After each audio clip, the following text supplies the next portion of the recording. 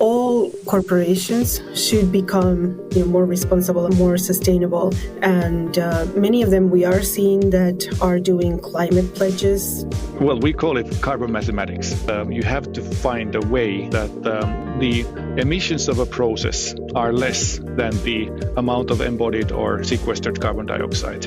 You talked a little bit about CORC, carbon removable certificates. What are they? It's a unit. It represents 1 ton of CO2 removed from circulation. And Vidya, one thing about the registry is that everybody can look at this registry and see what has been issued and which corporation has bought our CO2 removal certificates. Welcome to Mindful Businesses, presented by Sarani, and I'm your host, Vidya Iyer. In our podcast, we bring to you brands that are mindful in their practices and processes. A mindful business adopts and employs sustainable social, economic, and environmental practices. Today, we have with us Elba Horta, Head of Communications, Antti Vihavainen, CEO at Puro.Earth, Carbon Removal Standards. Welcome, Elba and Antti, and I apologize in advance for if I mispronounced your name. No worries. Thank you. Pleasure to be here, Vidya. Thank you, Vidya. Elba and Antti join us from Helsinki, Finland. Welcome, both of you. In the book written by John Doerr, Speed and Scale, he talks about the contributors to the greenhouse gases by sector. So he estimates in 2019, around 59 gigatons were put out in the atmosphere. And the largest was the industry, the manufacturing, the transportation, and agriculture. He talked about reducing the carbon that each of these sectors put out into the atmosphere. But another way to reduce carbon in the atmosphere is by carbon removal technology, right? And it's good to state that it is first and foremost important thing is to reduce the emissions. Of course, that is all of our own responsibility. Every single one of us can reduce our emissions immediately and continuously. I've done it. You've done it. We all should do it. Concentrate, measure our emissions and then identify the places where we can reduce them. Unfortunately, it is inevitable that there will be some residual emissions and those we need to remove. How is carbon removal different than carbon credits? In a way, carbon removal is a form of a carbon credit. But if we look at the traditional carbon markets, typically the carbon credits have been based on emission avoidance. So in a way, companies and organizations and entities that have bought these carbon credits have outsourced their emission reductions to somebody else. And in this post-Paris Accord world, that is no longer acceptable. As I said, everybody needs to reduce their own emissions to the extent possible. They have to take personal responsibility. Your municipality has to reduce their emissions, your country has to reduce their emissions, your workplace has to reduce their emissions, your continent has to reduce their emissions, and so forth. It is everybody's responsibility to do that. Now, carbon removal is in a way a carbon credit that just represents 1 ton of CO2 taken away from circulation. Coming back to the point about each person's responsibility, say we take the manufacturing industry, or any business, they have to look into their scope 1, scope 2, scope 3 emissions. Can you talk a little bit about what is scope 1, scope 2, and scope 3? Yeah, like you said, Vidya, all corporations should become more responsible and more sustainable. And many of them we are seeing that are doing climate pledges, to become carbon neutral, to become carbon net zero. And there are some steps that they take. So, for example, they first reduce as much as possible within their own operations, which is the scope 1. And then they reduce down the line into their own supply chain. And then they reduce over to where they have effect all the way down to their product and where their product goes to. So all of those scopes need to be calculated as to what is the carbon footprint in them. And then the company should, first of all, do a program of reductions. And then if it's not possible to reduce something, then they should remove from the atmosphere. And how do they do that? Well, they can compensate by buying carbon credits, as you mentioned. They can also be part of helping to produce new carbon removals, because these are technologies that are still very much in the infancy stages. Many of them need money to be able to build the infrastructure needed if they are small and starting to expand their operations. So the corporations should be investing in those companies, in those projects, so that later on they can buy carbon credits from them to be able to compensate for the corporate carbon emissions. So it's sort of, chicken and egg problem at the moment, that the corporations are needing to compensate for the carbon emissions, but there's not enough carbon removals out there. So we need to start scaling this industry. And one of the ways that can be done is through this compensation, through carbon credits, or through investing into the projects.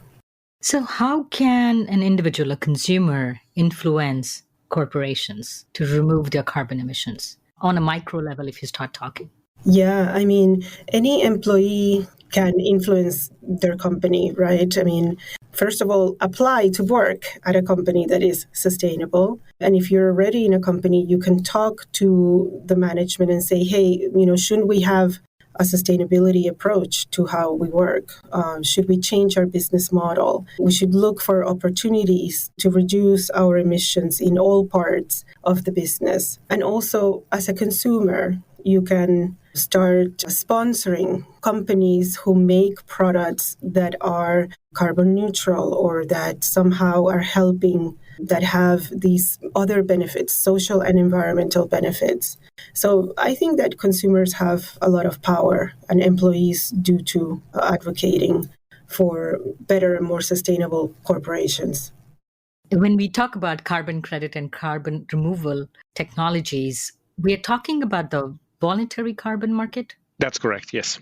So explain to our listeners, what is a voluntary carbon market? First of all, I think it would be good to define what is a, let's say, non-voluntary. That means a sort of a compliance market. In multiple regions, businesses that belong to emission trading system of some sort. And these sectors, industry sectors, are typically the ones that pollute the most. Companies that generate energy, maybe working in, let's say, construction, or everything that is producing mining or any metals. Those are typically within these sectors. And they need to buy emission allowances, which is a weird concept altogether. Who gives the allowance to pollute, I think, is an interesting question mark. True. Yeah, the voluntary side is then all the others, so that do not belong into these mandated or compliance markets. And there the companies have realized that sustainable business practices can be a source of competitive advantage. Yeah, and that's why they want to contribute to the climate and other social and environmental topics in a way that they want to minimize the negative impact. So what is the economic benefit for the corporation? Like you said, it's a bottom line, like Milton Friedman said, the businesses are in the business of making money. So they won't do it, right? Otherwise, it's a nonprofit or a government agency. What is the benefit? What is the economic benefit to them? Well, I think that at this point, when the markets are seeing a lot more pressure from consumers and from governments and from regulators, and just because we know that the science is there, that we have to be able to reverse this global warming that is happening. I think that that's enough for a business to say, okay, there's going to be some risks in the future for my business, for what I do, and they need to mitigate those. We're seeing that in the finance sector, companies like BlackRock, announcing that if you don't have sustainability in your core business, you will not have finance for your business. So there is now more and more of this reality coming to the corporate world. This is why the whole ESG, environmental and social governance, ratings, reporting, all of that is growing within the corporate world, because I think it's just coming to a point where it is unavoidable. We must already start mitigating for climate risks, or the business is not going to survive. So Mindful Businesses has been podcasting since June of 2019, and I've seen the change. When in 2019, I would talk to people, it would be like recyclable straws or, where do you take your milk jugs?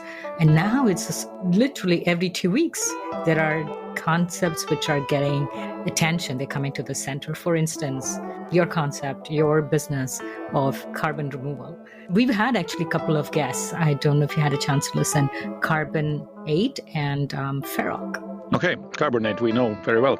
They talk about during the process of manufacturing, absorbing the carbon to prevent it from even getting out, right? And then use it, in case of Carbon8, as aggregates for construction. These are concepts which literally every couple of weeks, they probably were there 20, 30 years ago, but the importance and the seriousness of climate change is so imminent that people are now putting their investment and their energies in these technologies. But there's so much innovation taking place at the moment in the world, and we are exposed to quite a lot of it. So we are working together with XPRIZE, for example, organization that has set up this challenge for removing a gigaton of or a billion tons of CO2 from the atmosphere. How do they plan to do that?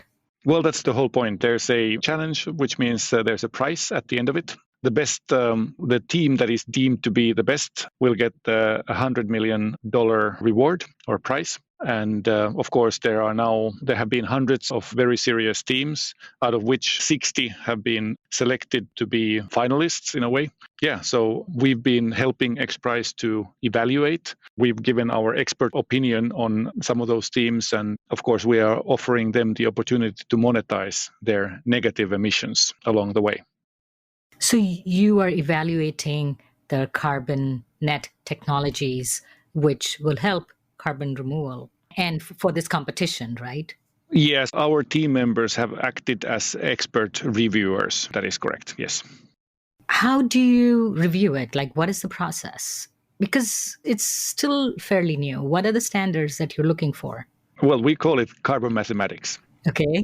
It's boiling down to physics and chemistry and just regular logic that you have to find a way that the emissions of a process are less than the amount of embodied or sequestered carbon dioxide. That's the simple equation. And the teams need to be able to demonstrate, or the suppliers of negative emissions in our ecosystem every day, they need to be able to demonstrate that, not only to us, but the independent third-party verifiers that actually make sure that their claims are true. How do the independent party verifiers verify that the claims are true? How do you believe the information that's provided to you? Well, we've tried to reinvent the wheel as little as possible. These are ancient or age-old practices that we rely on, although applied in a new manner to a new process. But it's still the same approach that we require certain things from this supplier of negative emissions or a potential CORC or CO2 removal certificate supplier. This is a list of requirements, and they need to send the evidence initially to us. We will do an initial review that everything makes sense. And then that will be sent over to this third-party verifier that will then, make a site visit and make a million difficult questions and make sure that all of it is indeed true. But I can add here that if they are saying that, say, there's a producer of biochar. Biochar is a substance that contains more carbon dioxide or carbon than the production of it generates. This process of creating biochar creates many data points from sourcing of the feedstock, the delivery of the feedstock coming in, the drying of the feedstock or processing it otherwise, the actual pyrolysis thing, selling of it and delivery of it. All of these leave a data point that the verifier that can then make sure that they are aligned, they stack up and make sense and back up the claims made by the supplier. So these regulations or compliance requirements need to balance. It should be able to verify, but at the same time, not be a hindrance for somebody to comply. How do you balance that, right? First and foremost, everything is, up to the fact that it has to be carbon negative. Otherwise, don't bother.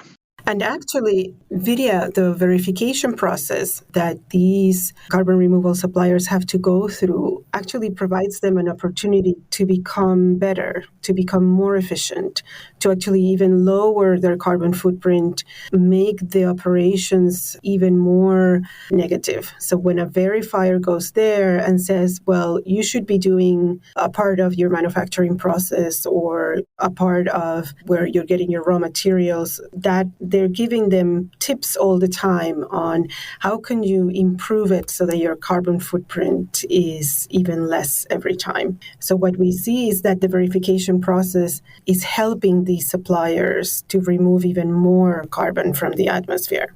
So who pays for this verification? The company themselves? That would be the normal way in typical carbon value chains, but in our case, Puro.Earth pays for that verification. So we know we have high quality. You control it in that way. Yeah, well, the thing is, the verifiers are, a tight resource, let's put it this way. There are not too many of them, and they are very busy, and they are quite expensive.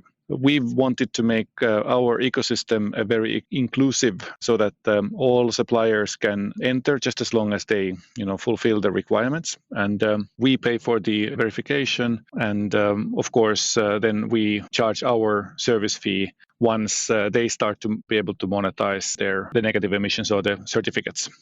You touched upon Biochar as one of the carbon net technologies. What are the others? Could you name a few examples? Something which I can, in my everyday life, do it. Not something like what Carbon8 does, which is industry level, but something else like which I can relate to. Well, maybe first we can talk a little bit about biochar because I think that is something that people can relate to. Biochar is very similar to charcoal. And it comes, for example, agricultural waste streams, forestry waste streams that would otherwise be incinerated. They would go back to the atmosphere. In other words, the CO2 contained there would go back to the atmosphere. But then when these residues are actually pyrolyzed, which is the process of carbonizing them without oxygen so that the carbon molecule stays and the carbon content stays, then that biochar, which looks like charcoal, it's very stable and it's also a very porous substance. And that can then be used in, for example, agricultural applications. So you can use it in your gardening. It can be used for regenerative agriculture because it is so porous that it retains a lot of water, and then microorganisms can live in those pores. And so it actually increases the nutrient content of the soils. Another thing is that it will reduce the use of chemical fertilizers, which means that we will have healthier food. So actually for the consumers, biochar is a really interesting thing. And then we have other methods, for example, biomass-based construction elements or wooden building elements, we call them. And that just means, from a certified sustainable forestry operation, those trees that have captured CO2, they are then converted into building elements. So for a house, for a school, for a building that will stay for many decades, and that carbon will remain there, captured and stored. We also have other types of wooden building elements like insulation for buildings. How about traditional ones like Amazon, or I recently started hearing about peatlands in the Congo? It's all about the storage and the stability and permanence of the storage in our framework. And the forests are really great at capturing CO2, but they are not necessarily the most stable way of storing it for a long period of time. That's why in our framework, we concentrate on various ways of capturing, then stabilizing it, and then storing it. These three distinct phases that need to be identified. So afforestation is really good for the planet, but it's not necessarily great storage. As we know, there are areas where there's a lot of wildfires, pests, all kinds of forest risks are there inherent in most areas. And that's why we would like to sort of base our framework on processes where the CO2 is stored in a secure manner. In forests, it could be, you always run the risk of it being cut down. Exactly. We've seen as regimes change, for example, in Brazil, suddenly protected forests are no longer protected. We've seen in the US the wildfires and, all across the globe, actually. Now that temperatures are rising, it's becoming less secure storage. I was going to say, Vidya, that other methods, of course, are going to be carbonated materials for buildings. So concrete without cement, in other words, and using CO to build even stronger buildings. And then as the technologies continue to develop, there's, of course, direct air capture and its subsequent, the CO2 that is captured, injected back into a geological formation. And that would be a permanent removal as well.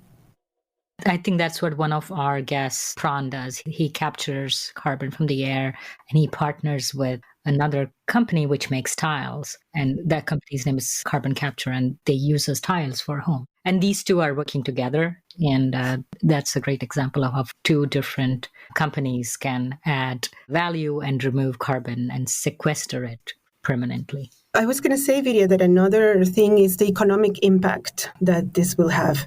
Would you like to elaborate a little bit more, Elba? Antti spoke a little bit, but if you would like to add some more.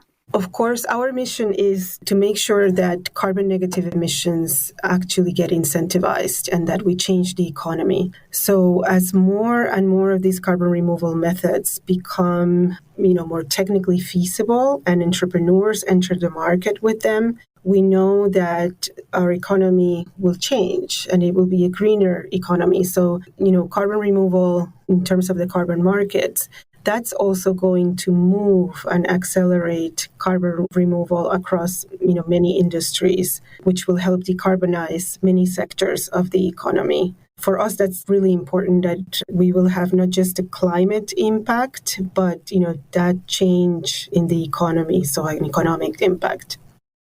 If you understand what exactly Puro.Earth does, it finds these technologies, finds people who are willing and wanting to sequester or get carbon credits or remove carbon, their impact on the carbon that they put out because of their business activity. And you work as the go-in-between.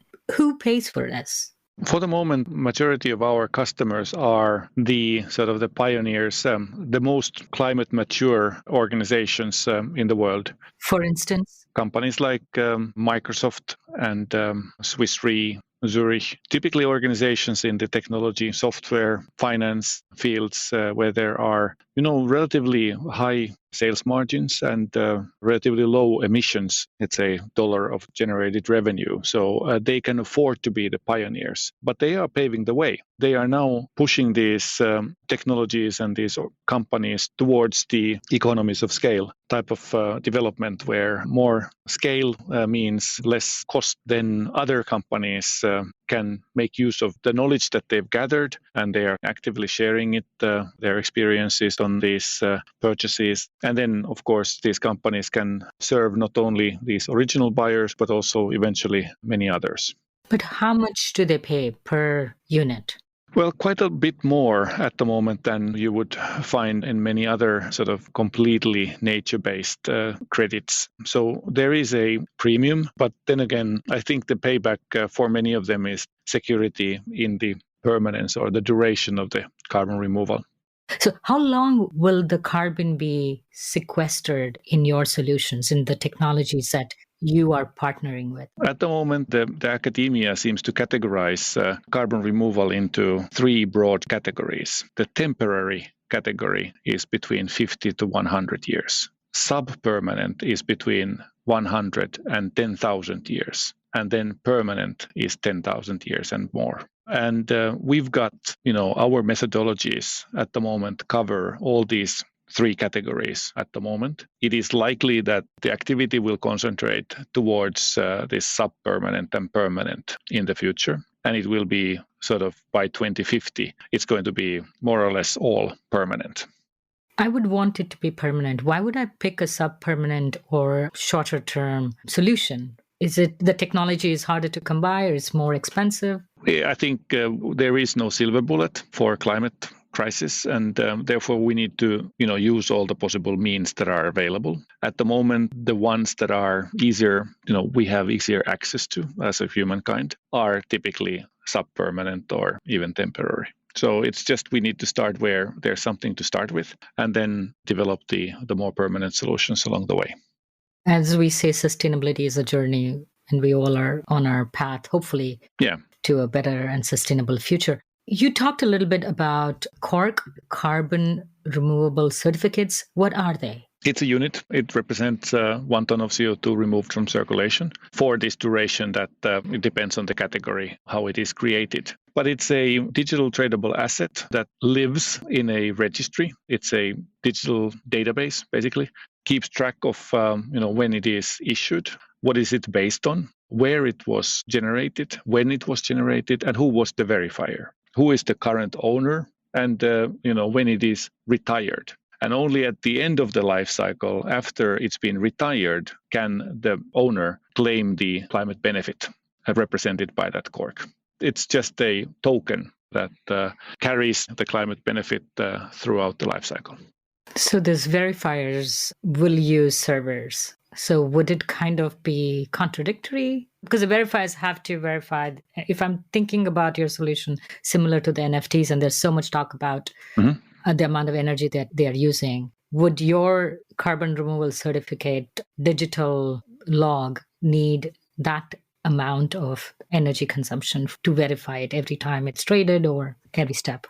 When we started in 2018, one of the first things that we said after coming up with this concept, we said, blockchain, we have to build this in blockchain.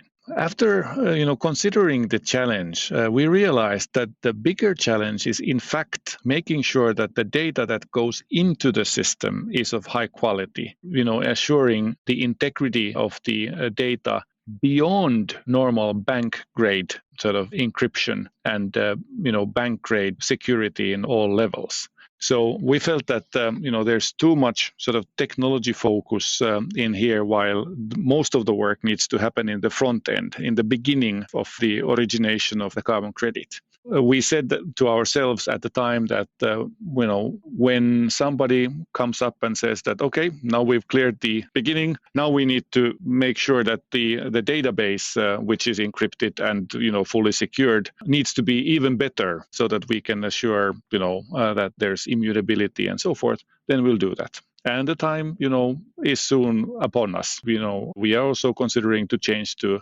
blockchain, but it is for sure that, of course, if we were to go there, we would select the technology that does not consume an awful lot of energy. The problem is because it's a voluntary market, right? Say you had quasi, instead of the World Bank, say you had for carbon sequestering a bank or a bureaucracy, a small one at that, which would kind of monitor this. Maybe that would be an easy way for verification, a more consistent way across the globe for verification. Yeah, although verification typically actually requires a person traveling on site, looking with their own eyes, making sure that, it's not illusion. It's very practical in a way that people have to do that. But I was talking about the digital certificate verification. Oh, yes, yeah, that's right, yeah. I think blockchain can be a good part of the solution, for sure. So recently, your company partnered with NASDAQ. We've received an investment from the corporate venture capital arm of NASDAQ Corporation, or the limited liability company. We could have received funding from any other corporate venture capital organization, or even just a regular venture capital organization. Yeah, NASDAQ is a credible, of course, company that knows a thing or two about marketplaces, for sure. And of course, since we also operate the marketplace, I think it is a very good strategic investor for us. There are several companies that do what you do, carbon removal. But you have a standard. Talk about the Puro Standard. Yeah, I think the good starting point is that we wanted to establish a marketplace. But since there weren't any sort of carbon removal credits at the time, we had basically two options. Either we'd try to convince the incumbents of the carbon markets to see the world our way, and that would mean sitting in the committees for the next 2 or 3 years, or we just try and do it ourselves.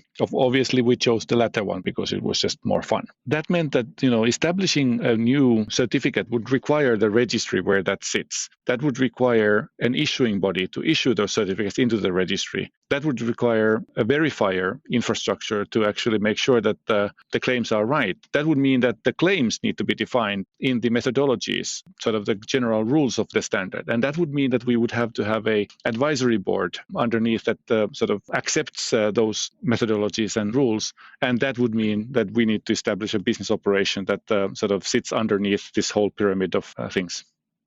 So there are basically three components to your business, right? First, find the carbon negative technologies. Then you have to verify them, connect them with the people who need these, and value it and make sure that they're sequestered and removed and stored for eternity. And right now, since it's still pretty novel, really the firms that you mentioned who have deeper pockets, larger margins, and of course, the interest in becoming sustainable are the ones who work with you. When will it trickle down to the smaller businesses who say, because right now, if you look at some of the EcoCart and some other people, you can literally put it on your checkout. It's like a Chrome extension. When will your business model be accessible to a small firm with, say, 10 employees?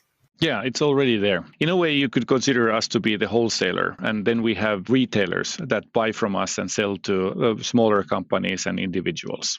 Over half of our sales are actually at the moment indirect, which means that there are companies that, for example, calculate the carbon footprint of another company and then advise them how to reduce the carbon footprint and then help them remove the rest.